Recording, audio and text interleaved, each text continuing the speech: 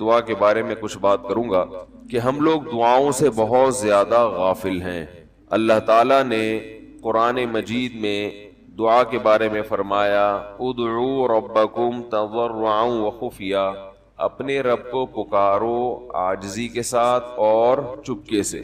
جیسے اللہ نے نماز کا حکم دیا، اللہ نے زکوٰۃ کا حکم دیا، بالکل اسی طرح سے اللہ نے مانگنے کا حکم بھی دیا ہے کہ ہم کس سے مانگیں؟ اللہ سے مانگیں، اور مانگیں یعنی اللہ کے علاوہ کسی اور سے نہیں مانگیں، اور اللہ سے بھی باقاعدہ مانگیں، مانگنے کا عمل جاری رکھیں۔ آج جہاں باقی عبادتوں میں سستی ہو رہی ہے، دعاؤں میں بھی لوگ پیچھے چلے جا رہے ہیں، مانگتے ہی نہیں ہیں، اور مانگتے ہیں تو پتہ نہیں کس اسٹائل سے مانگتے ہیں، توجہ نہیں ہوتی۔ اجتماعی دعاؤں پر زیادہ زور ہے، انفرادی پر زور نہیں۔ کہیں مجمع دعا مانگ رہا ہوتا تو ہاتھ اٹھا کے آمین آمین شروع کر دیں گے، بس ٹھیک ہے، وہ بھی جائز ہے، لیکن دعا میں جو اصل ہے وہ انفرادی ہے۔ دیکھیں، جب آپ کسی سے اپنی حاجت پوری کرنے کے لیے کچھ مانگنے کے لیے جاتے ہیں تو اکثر آپ کی کوشش ہوتی ہے کہ اس سے اکیلے میں ملوں۔ اکثر کوشش کیا ہوتی ہے؟ سب کے سامنے نہیں، بلکہ آپ اس کو لیں گے، بھائی تھوڑی دیر کے لیے ذرا مفتی صاحب آپ سے کام، ایسا ہی ہوتا ہے نا، ذرا چھاؤں میں آ جائیں تھوڑی دیر کے لیے۔ لوگ کہتے ہیں نا، مفتی صاحب کہہ رہے ہیں بھائی یہیں پوچھ لو، کہہ رہے نہیں ذرا سائڈ پہ آ جائیں، تو سائڈ پہ جانے کے بعد پھر آپ کہتے ہیں یہ مسئلہ ہے، فلانا مسئلہ ہے، ڈمکانا مسئلہ ہے۔ تو سائڈ پہ لے جانے سے بعض دفعہ یہ بھی ہوتا ہے کہ سب کے سامنے آدمی اپنی بات نہیں لانا چاہ رہا ہوتا، اور بعض دفعہ یہ بھی ہوتا ہے کہ میں اپنی بات توجہ کے ساتھ سنا سکوں۔ تو دعا میں انسان، اللہ تو سب کی بات سنتا ہے، مجمع میں بھی اور تنہائی میں بھی، لیکن آپ دعا مانگنے میں جو آپ کی طبیعت لگے گی، توجہ سے مانگو گے، وہ تنہائی میں زیادہ شوق سے، زیادہ رغبت سے مانگ سکتے ہو۔ اجتماع میں ایسی رغبت اور ایسی شوق سے انسان دعا نہیں مانگ سکتا۔ تو انفرادی دعائیں ہی ختم ہوتی جا رہی ہیں۔ قرآن مجید میں اللہ تعالیٰ نے رمضان کی جو آیتیں ہیں ان آیتوں کے بعد ذکر کیا وَإِذَا سَأَلَكَ عِبَادِي عَنِّي فَإِنِّي قَرِيب، اے نبی ان سے کہہ دیجئے کہ جب یہ مجھ سے میرے بارے میں پوچھیں تو آپ ان کو بتا دیں کہ میں بہت قریب ہوں تمہارے۔ اجیب دعوت الداعی اذا دعان، جب کوئی پکارنے والا، دعا مانگنے والا مجھ سے دعا مانگے گا تو میں اس کی پکار کا جواب بولے بھائی، اس پکار کا جواب دوں گا۔ پکار کا جواب دینے کا مطلب کیا ہوتا ہے؟ قبول کروں گا اس کی دعا۔ جواب کا یہ مطلب نہیں کہ اچھا میں نے سن لیا چلو، ایک جواب تو یہ بھی ہوتا ہے نا، اچھا اب چپ ہو جا۔ ہم کسی کو پکار رہے ہوں، اگلا کہتے ہیں اچھا بھائی ٹھیک ہے، پتہ چل گیا، اب چپ کر کے بیٹھ جاؤ آرام سے۔ تو اللہ تعالیٰ جب جواب دیتے ہیں تو کیا مطلب ہوتا ہے کہ اللہ تعالیٰ وہ دعا قبول کر رہے ہیں۔ ہم دعا کثرت سے مانگتے کیوں نہیں ہیں؟ اس کی وجہ یہ ہے کہ ہمارے ذہن میں ایک چیز شیطان نے بٹھا دی ہے کہ مانگو تب بھی ویسے کے ویسے ہی ہیں، نہیں مانگو تب بھی ویسے کے ویسے۔ وہ فلاں آدمی تو نہیں مانگتا، وہ تو پھر بھی اس کی تنخواہ اچھی مل رہی ہے، اور میں تو کئی سالوں سے دعائیں مانگ رہا ہوں، اے اللہ میری تنخواہ ڈبل نہیں کر سکتا تو کم از کم 50% ہی بڑھا دے، تو میں تو وہیں کا وہیں ہوں، میری تنخواہ میں تو کوئی اضافہ ہو نہیں رہا۔ تو ہم تو دیکھتے ہیں کہ ادھر دعا مانگو کچھ بھی نہیں ہو، سوائے ثواب کے کچھ بھی نہیں ملتا۔ یہ وہ چیز ہے جو انسان کو دعاؤں سے روکتی ہے۔ حالانکہ ہم پیغمبروں کی زندگی دیکھتے ہیں تو بات بات پر دعائیں مانگتے تھے، بہت کثرت سے، بہت زیادہ۔ نوح علیہ السلام، اچھا اللہ نے ان کی دعاؤں کو قرآن میں ذکر بھی کیا ہے۔ مناجات مقبولہ ایک دعاؤں کی کتاب ہے۔ حضرت مولانا اشرف علی تھانوی رحمہ اللہ تعالی نے قرآن اور حدیث کی دعاؤں کو ایک چھوٹی سی کتاب میں جمع کر کے ایک ہفتے پہ ڈیوائیڈ کر دیا ہے اس کو، کہ آپ روزانہ ان میں سے ایک حصہ پڑھیں گے تو پورا ہفتے میں وہ تقریباً تمام دعائیں کور ہو جائیں گی جو قرآن و سنت میں بیان کی گئی ہیں۔ وہ کتاب ضرور خریدیں، رکھیں اپنے پاس، مناجات مقبولہ کے نام سے۔ تو ہم دعا کیوں نہیں مانگتے؟ مسئلہ ہمارے ساتھ یہ ہے کہ ہم کہتے ہیں کہ جو مانگتا ہے وہ بھی وہینچ کا وہینچ، اور جو نہیں مانگتا ہے وہ بھی کوئی سرخاب کے پر تو لگ نہیں جاتے کوئی مانگ رہا ہو تو۔ یہ وہ مسئلہ ہے جس کی وجہ سے لوگ دعائیں مانگنے میں بخل سے کام لیتے ہیں، جبکہ پیغمبر کثرت سے دعائیں مانگا کرتے تھے، بہت زیادہ۔ جو پچھلی آسمانی کتابیں ہیں ان میں لکھا ہوا ہے کہ یعقوب علیہ الصلوۃ والسلام اتنی کثرت سے دعائیں مانگا کرتے تھے کہ سجدے میں جا کے کہ ان کے یہ جو گھٹنے ہیں اور سر میں سخت نشان بن چکے تھے, وہ جگہ زمین پہ لگ لگ کے سخت ہو جاتی ہے نا, تو اتنی کثرت سے دعائیں, اتنی کثرت سے دعائیں. ہم نے جن بزرگوں کے ساتھ ٹوٹا پھوٹا وقت گزارا ان کو دیکھا کہ وہ دعا بہت لمبی لمبی دعائیں مانگا کرتے تھے, بہت لمبی. ہمارے شیخ کے سامنے جب کوئی آیا کرتا تھا دعا کے لیے کہتا تو ہاتھ اٹھائے بغیر ویسے ہی اس کو ایک دعا کا جملہ کہہ دیا کرتے تھے. کسی نے کہا کہ آپ ہاتھ اٹھا کے اس کے لیے دعا کیوں نہیں مانگتے؟ تو فرماتے تھے کہ جب میں ایک دفعہ ہاتھ اٹھا لیتا ہوں تو پھر اتنی آرام سے نیچے گراتا نہیں, کیونکہ پھر اللہ کے دربار میں اب ہاتھ اٹھا لیے تو پھر تو ایسا ان کا دل لگتا تھا, مانگتے چلے جاتے تھے, مانگتے چلے جاتے تھے. تو بات یہ ہے کہ جب یہ یقین پیدا ہو جائے کہ جس خالق نے ہمیں پیدا کیا ہے اور جس نے ہمیں مانگنے کا حکم دیا ہے اس کے سامنے جب ہاتھ اٹھا کے گڑ گڑائیں گے تو وہ تھوڑا نہیں دے, وہ دعا لازمی قبول کرے گا اور وہ لازمی ہماری مانگی ہوئی چیزیں ہمیں عطا کرے گا. یہ جذبہ اور یہ نیت جب انسان میں پیدا ہو جائے تو پھر اس کا دعاؤں میں دل لگتا ہے. کیسے نہیں لگے گا؟ آپ سوچیں کہ آپ کو کوئی بتا دے کہ یہ جو سیٹھ صاحب ہیں بہت بڑے, آپ جا کے ان سے مانگو, یہ ٹائم نکال کے بیٹھے ہوئے ہیں, جتنا مانگو گے جو مانگو گے یہ دیں گے. تو اب آپ بتاؤ, آپ یہ کہو گے کہ میرے پاس مانگنے کا ٹائم نہیں ہے, ایسے موقع پہ آپ یہ کہو گے؟ آپ جائیں گے اور بسم اللہ کر کے شروع ہو جائیں گے. آپ بولیں گے سر یہ مجھے 10 فائلیں چاہیے بحریہ ٹاؤن کی. آپ سوچو گے 10 نہیں ملی تو 9 تو مل جائیں گے. سر مجھے یہ بھی چاہیے, مجھے یہ بھی چاہیے, مجھے یہ بھی چاہیے, اور آپ کو یقین ہو کہ یہ دے رہے, تو آپ کبھی بھی کنجوسی سے کام نہیں لو. پھر آپ یہ نہیں کرو گے کہ آپ مانگتے ہوئے جو ہے نا اس سے آپ جب مانگ رہے ہو تو آپ کی کبھی ادھر دیکھ رہے ہو, کبھی ادھر دیکھ رہے ہو, کبھی ناک میں انگلی گھما رہے ہو, کبھی سر میں کھجا رہے ہو. کوئی آ کے اس دوران آپ کو چھیڑے گا تو آپ کہو گے یہاں سے دفع ہو جاؤ. میں کام کر رہا ہوں, ایک بندہ سخاوت جوش میں آیا ہوا ہے ابھی اور فائلیں بحریہ ٹاؤن کی فری میں بانٹ رہا ہے. اس نے کہا بھائی جتنی مانگو گے دے دوں گا اور جو مانگو گے دے دوں گا, تو ابھی تو میرے پاس ٹائم کم ہے, مقابلہ بہت سخت ہے. اور پھر اس میں آپ کو الفاظ بھی خود بخود آ جائیں گے, کس طرح سے سمجھانا ہے, مختلف طریقوں سے آپ بات کو گھماؤ گے. سر پلیز آپ بات کو سمجھا کریں, میں آپ کے پاس آیا ہوں, آپ کو پتا ہے میں ادھر بھی جا سکتا تھا, وہ وسیم کباڑیا کا بزنس بھی آج کل بہت چل رہا ہے, میرے پرانے اچھے تعلقات ہیں, لیکن مجھے پتا تھا کہ آپ ہیں, آپ جیسا سیٹ تو کوئی ہے ہی نہیں, اور ہر مشکل میں آپ نے میری مدد کی ہے. جو الفاظ بھی اس کی سخاوت کو ابھارنے والے ہوں گے وہ تمام آپ اس موقع پر اس کے اوپر انڈیل دو گے, پورا دیگچا بھر کے اس کے اوپر ڈال دو گے آپ. تو اللہ سے جب مانگتا ہے انسان اور اس کو یقین ہو کہ اللہ میری دعا کو پورا کرے گا, تو اس یقین کے ساتھ جب دعا مانگی جاتی ہے تو اس کا اسٹائل کچھ اور ہوتا ہے, اور ایک فارمیلٹی پوری کرنے کے لیے دعا جب مانگی جاتی ہے جیسے کہ ہمارے ہاں ہو رہا ہے تو اس کا اسٹائل اور انداز کچھ اور ہوتا ہے. ہمارے ہاں دعا پڑھی جاتی ہے, مانگی نہیں جاتی. ربنا آتنا فی الدنیا حسنۃ وفی الآخرۃ حسنۃ وقنا عذاب النار, آمین. اور کہ ربنا ظلمنا انفسنا وان لم تغفر لنا وترحمنا لنکونن من الخاسرین, آمین. یہ دعا مانگی جا رہی ہے یا پڑھی جا رہی ہے؟ یہ تو پڑھی جا رہی ہے, آمین بھی پڑھا جا رہا ہے اس پہ. تو اللہ نے ہمیں یہ نہیں کہا کہ اقرأوا الدعاء عند ربکم, اپنے رب کے سامنے دعائیں پڑھا کرو. اللہ نے کہا ادعو, مانگو, پکارو, مانگو اس سے. بھکاری جیسے بھیک مانگتا ہے نا, لوگ کہتے ہیں مانگنے کا کیا طریقہ ہے بھائی, جو بھکاریوں سے پوچھو بھیک مانگنے کا کیا طریقہ ہے. بھکاری اکثر ان پڑھ ہوتے ہیں, جو پڑھے لکھے بھکاری ہوتے ہیں پھر وہ IMF سے مانگتے ہیں, وہ چھوٹی موٹی چیزیں نہیں مانگتے. بھکاری اکثر کیا ہوتے ہیں؟ ان پڑھ, جن سے ہمارا صبح شام واسطہ پڑتا ہے. تو یہ کسی سے بھیک مانگنے کا طریقہ سیکھ کے آتے ہیں؟ بولو نا بھائی, کسی سے طریقہ سیکھ کے آتے ہیں کہ یار وہ ذرا فلاں بندے سے چندہ مانگنا, ذرا طریقہ بتانا. اگر کوئی بتائے گا بھی تو وہ کہے گا تو اپنے پاس رکھ, مجھے پتا ہے مجھے جیب اپنی کیسے بھرنی ہے. اس موقع پہ جو اس کی حالت دیکھ کے نا وہ اپنا منہ بھی ٹیڑھا ویڑھا کرے گا, کپڑے بھی پھٹے پرانے, اور بہت گھمائے گا بات کو, ایسے منہ بنائے گا جیسے دنیا میں اس سے زیادہ غریب اور محتاج کوئی ہے ہی نہیں.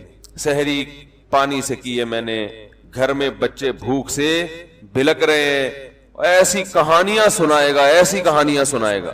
تو یہی حال انسان کا ہے جب اسے پتا ہو کہ میرا رب جو مانگوں گا وہ دے گا مجھے، تو پھر اس کے بھیک مانگنے کا انداز اور جو دعا مانگنے کا اسٹائل ہے وہ خود بخود فطرت اسے سکھا دیتی ہے، خود بخود اس کے اندر الفاظ آنا شروع ہو جاتے ہیں کہ ایسے مانگنا چاہیے.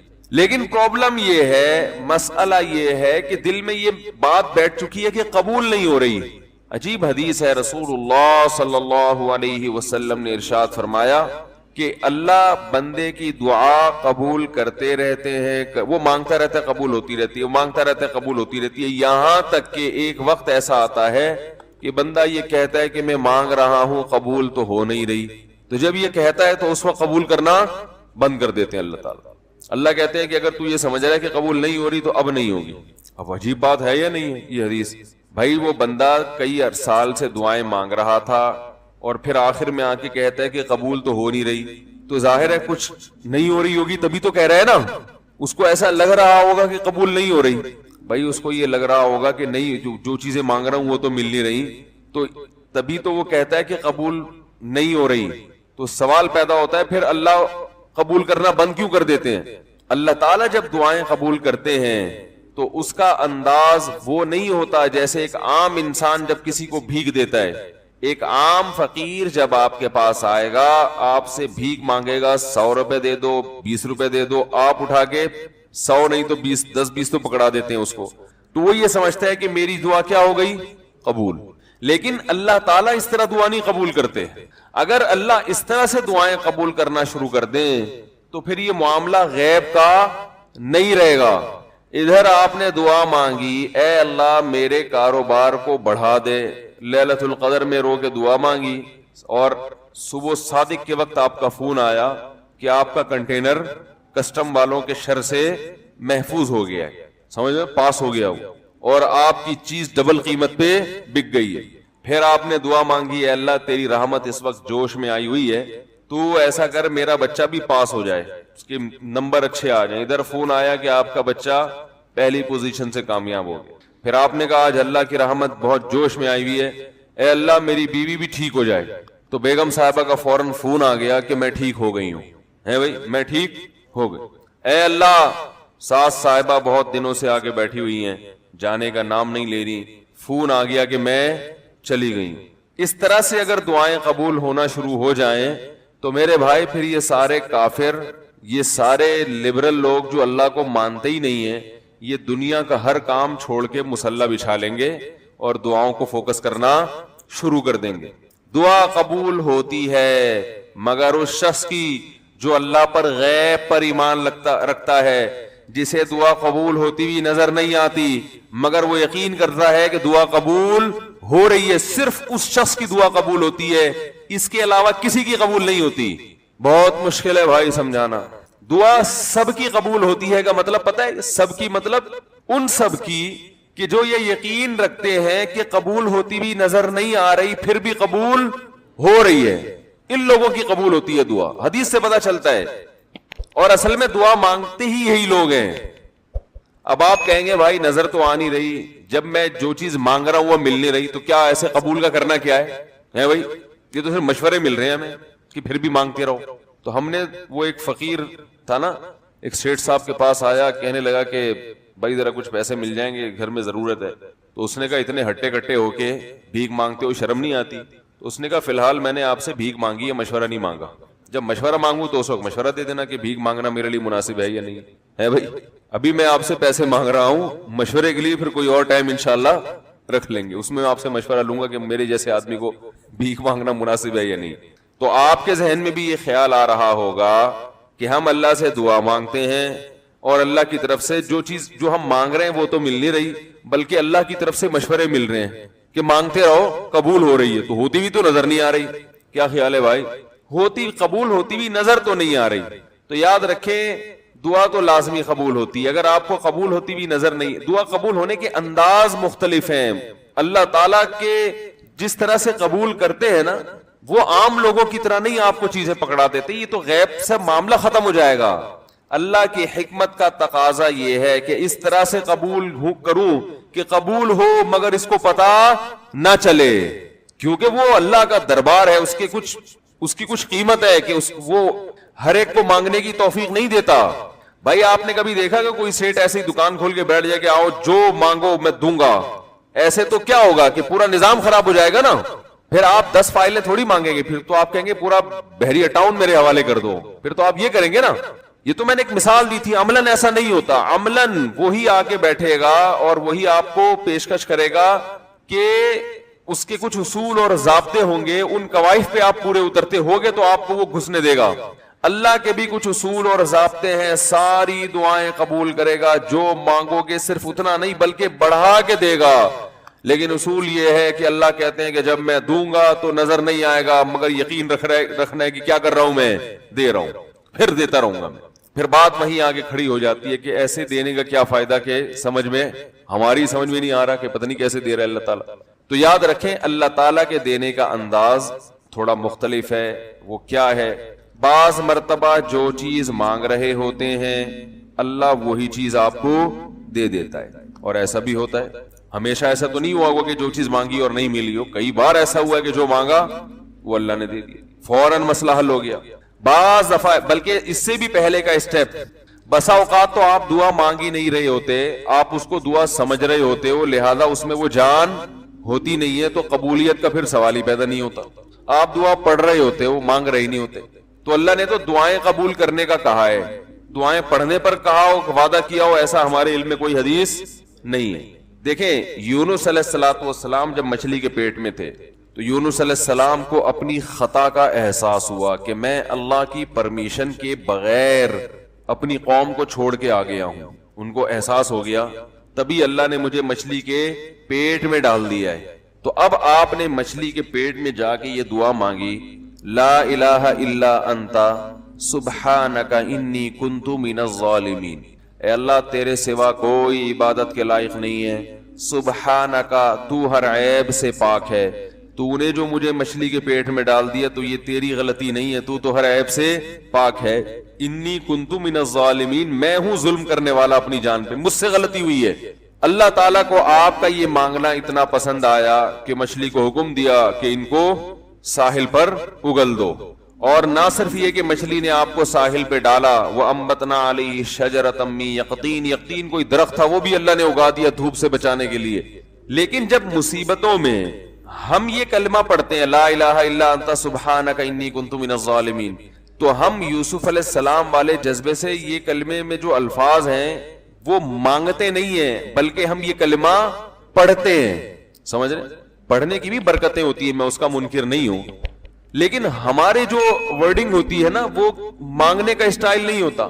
ہم چھوٹے بچے تھے تو مسجد میں آیت کریمہ کا ورد ہوا کرتا تھا کہ بھائی حالات خراب ہیں آج کل, امام صاحب اسپیکر پہ اعلان کر کے بلاتے تھے, آ جاؤ بھائی آیت کریمہ کا ورد ہوگا, لا الہ الا انت سبحانک انی کنت من الظالمین, 5 لاکھ دفعہ پڑھا جائے گا. تو ہم مسجد میں آتے, وہ مسجد میں دانے ہم تو آتے تھے, اس کے بعد جلیبیاں بھی ملتی تھیں, بڑی گرم گرم ٹائٹ جلیبیاں ہوتی تھی. اب تک وہ مزہ نہیں آیا جلیبی میں. تو وہ جلیبیاں بھی ہوتی تھی, اوپر دانے رکھے ہوئے ہوتے تھے, وہ 5 لاکھ دانے ہوتے تھے, ختم کرنے ہوتے تھے. تو پھر ہم کیا کریں, لا الہ الا انت سبحانک انی کنت من الظالمین, لا الہ الا انت سبحانک. اس میں فراڈ نہیں کرتے تھے, پڑھتے پورا تھا الحمدللہ. بعض لوگ تو کیا کرتے تھے, ایک مٹھی لی لا الہ الا انت سبحانک انی کنت من الظالمین, پھونک مارا اور سائڈ پہ رکھ دیا. وہ یہ ڈرامے بھی ہوتے تھے, لیکن ہم پورا ہی پڑھتے تھے ہم. لیکن اس میں مانگنے کا انداز تو نہیں ہوتا تھا, لا الہ الا انت سبحانک انی. پھر اس میں بچے تھے, شرارت بھی شروع ہو جاتی تھی. پھر دیکھ رہے ہیں کوئی ادھر دیکھ رہا ہے تو ایک دانہ اٹھایا, لا الہ الا انت سبحانک انی کنت من الظالمین, یوں کر کے اس کی ناک پہ مارا ہے. کوئی ادھر دیکھ رہا ہے تو اس کی جیب میں ڈال دیا.